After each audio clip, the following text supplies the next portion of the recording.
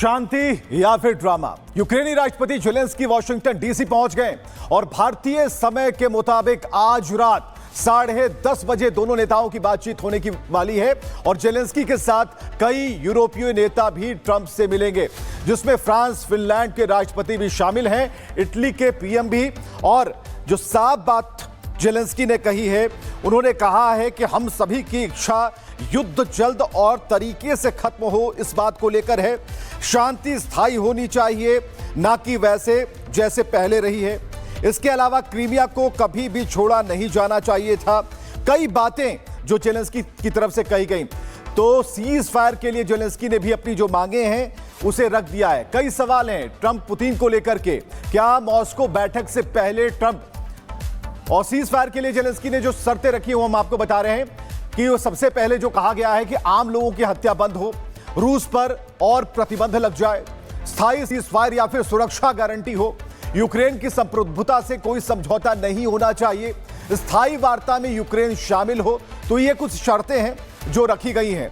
तो अमेरिकी राष्ट्रपति ट्रंप जो कि पुतिन से मुलाकात के बाद अब जेलेंस्की से मुलाकात करने वाले हैं और ट्रंप वो हर कोशिश कर रहे हैं कि रूस यूक्रेन के बीच 3 साल से जारी युद्ध खत्म हो जाए। अब सबकी निगाहें इस अहम मुलाकात पर है। वहीं मुलाकात से पहले जेलेंस्की ने एक साफ संदेश दिया है।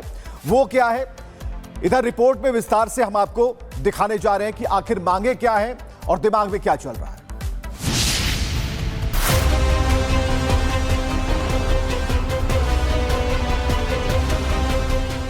रूस यूक्रेन के बीच युद्ध पिछले 3 सालों से लगातार जारी है और अब इसके खत्म होने की भी संभावनाएं बन रही हैं, क्योंकि अमेरिकी राष्ट्रपति डोनाल्ड ट्रंप युद्ध रुकवाने के लिए तमाम कोशिशें कर रहे हैं।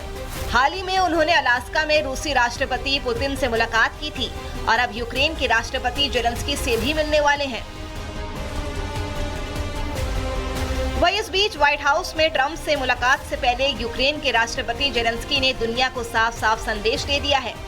उनका कहना है कि अखंडता और संप्रभुता से कोई भी समझौता नहीं होगा, यानी अब युद्ध विराम भी होगा तो यूक्रेन की शर्तों पर ही होगा। इसी बीच यूरोपियन देशों ने भी यूक्रेन को खुला समर्थन दिया है।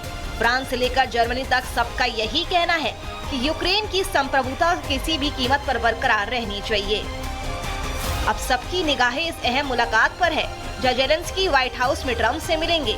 माना जा रहा है कि बातचीत का एजेंडा युद्ध विराम और शांति का रास्ता होगा, लेकिन सवाल तो ये है कि क्या ट्रंप यूक्रेन की शर्तों पर आगे बढ़ेंगे या फिर कोई नया रास्ता निकालेंगे।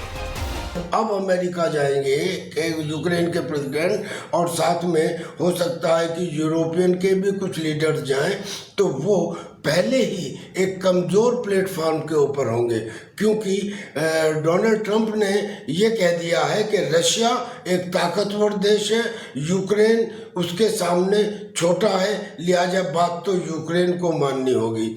यानी यूक्रेन और यूरोप इनके तस्मे अब ढीले पड़ चुके हैं। मुझे लगता है कि ये किसी सॉल्यूशन के ऊपर अब नहीं तो कुछ समय पश्चात अवश्य आ जाएंगे। तो कुल मिलाकर जेलेंस्की साफ संदेश दे चुके हैं कि जंग खत्म होगी तो यूक्रेन की शर्तों पर ही। अब देखना ये होगा कि ट्रंप की मेजबानी में ये मुलाकात शांति की ओर कदम होगी या फिर जंग को और लंबा खींच देगी। रिपब्लिक भारत के लिए ब्यूरो रिपोर्ट।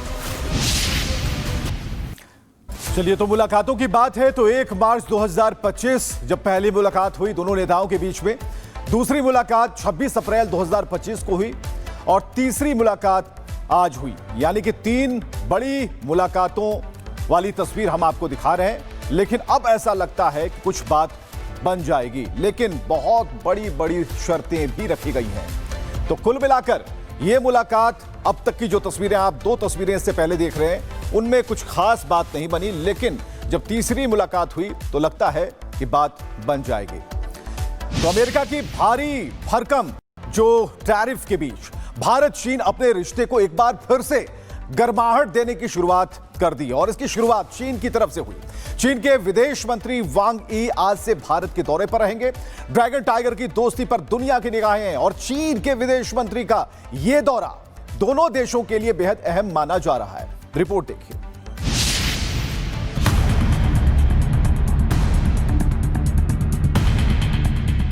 भारत और चीन के रिश्तों में नई पारी की शुरुआत हो रही है।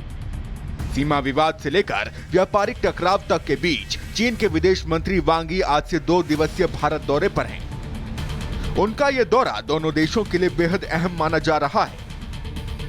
वांग यी अपने 2 दिवसीय दौरे पर दिल्ली में रहेंगे, जहां वो भारत के राष्ट्रीय सुरक्षा सलाहकार अजीत डोभाल से मुलाकात करेंगे। इस मुलाकात में सबसे बड़ा एजेंडा सीमा विवाद रहेगा। दोनों देश लंबे समय से बातचीत के जरिए समाधान तलाशने की कोशिश कर रहे हैं। अजीत डोभाल के बाद वांग यी प्रधानमंत्री मोदी से भी मुलाकात करेंगे और उन्हें एससीओ के लिए इनवाइट करेंगे। बता दें कि पीएम मोदी चीन में 31 अगस्त और 1 सितंबर को होने वाले शंघाई सहयोग संगठन में हिस्सा लेने वाले हैं। पीएम मोदी के अलावा वांग यी भारतीय विदेश मंत्री एस जयशंकर से भी मिलेंगे। वांग यी का भारत दौरा ऐसे समय में हो रहा है जब अमेरिका के राष्ट्रपति डोनाल्ड ट्रंप ने भारतीय वस्तुओं पर टैरिफ को दोगुना करके 50% कर दिया है। उनके इस फैसले के बाद भारत अमेरिका संबंधों में तनाव बढ़ गया है। डोनाल्ड ट्रंप ने अपने ही पैर पर कुल्हाड़ी मारी है, क्योंकि उसने भारत और चीन दोनों को नजदीक ला दिया है और ब्रिक्स को और ज्यादा स्ट्रांग बना दिया है। आने वाले समय में डोनाल्ड ट्रंप की जो टैरिफ नीति है ये खुद उसके खिलाफ ही जाएगी, क्योंकि ब्रिक्स और एससीओ कुल मिलाकर G7 से कहीं ज्यादा ताकतवर हैं। और याद रहे, ब्रिक्स और एससीओ में हाईएस्ट कॉमन फैक्टर रिक है, यानी कि Russia, India and China. Bharat और चीन दोनों के लिए दौरा इसलिए भी अहम है क्योंकि सीमा विवाद सुलझे बिना रिश्तों में विश्वास बहाल करना मुश्किल है। दोनों देशों के बीच सीधी फ्लाइट फिर से शुरू हो जाएगी। ये उड़ानें गलवान घाटी में हुई झड़प के बाद से बंद हैं। भारत चीन के रिश्तों में उतार चढ़ाव लंबे समय से चले आ रहे हैं। कभी सीमा पर तनाव तो कभी व्यापार में प्रतिस्पर्धा, लेकिन इस दौरे से उम्मीद है कि रिश्तों की बर्फ कुछ हद तक पिघलेगी। भारत के खिलाफ ट्रंप की बयानबाजी और लगाए गए टैरिफ के बीच चीन के विदेश मंत्री का दौरा अमेरिका के लिए सीधा संदेश माना जा रहा है। अमेरिका की तरफ से लगातार आ रहे भारत विरोधी बयानों के बीच मोदी सरकार भी अब सख्त संदेश देने के मूड में नजर आ रही है। Bureau report, Republic Bharat.